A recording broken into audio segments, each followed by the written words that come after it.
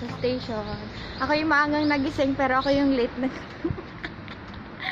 Ako yata yung parang lasang nakaayos. Gusto nyo yun? Pero ako talaga yung maagang nagising. Kung hindi nga ako nagising, di sila magigising. Parang maaabutan kami ng rush hour. Good luck sa amin. Sana makarating kami ng 7 dun sa sa venue ng call time. Or else, good luck. Kasi hindi kami marunong mag-Japanese. So, sana makaabot kami.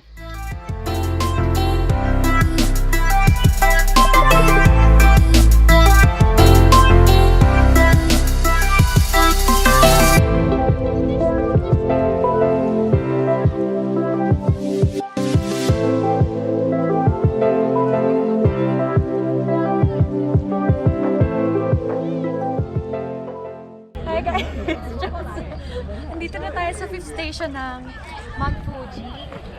Actually, dun yata dapat makikita yung peak. Pero dahil hindi siya papakita ngayon, so yan lang yung makikita niya. Para siyang Baguio actually. Lakas maka-Baguio. Tsaka guys, ang lamig! Naka-turtleneck na ako. Doble-doble. So, sinuot ko lang. Tapos ito, si Sharp. Ang lakas ng loob po. Walang anything t-shirt lang, di ba? Lakas ng loob. Hindi malamig. Hindi malamig. So sa mga lamigan dyan, alam niyo na, magdala kayo ng scarf at ng jacket kasi hindi ubra. Sa akin talaga hindi. Hindi nga ako mahilig sa aircon eh. Dito pa kaya sa natin.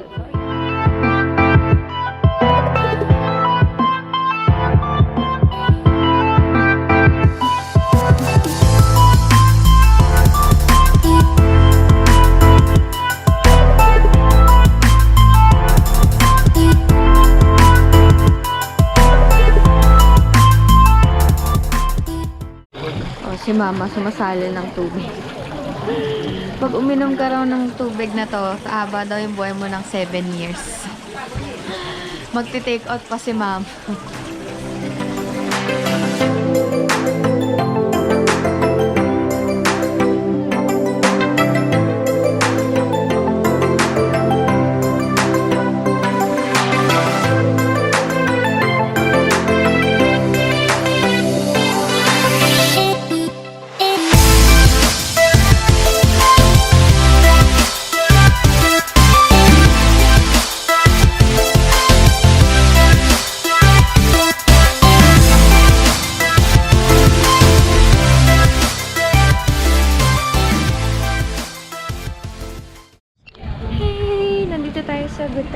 Premium outlets, if you can see.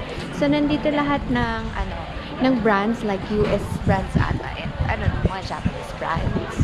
So, basically, isa siyang malaking shopping mall sa Japan.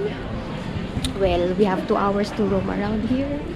I'm not going to go shopping because wala akong pang shopping. Besides, hindi ako mahilig sa branded ever. Very practical lang ang tao.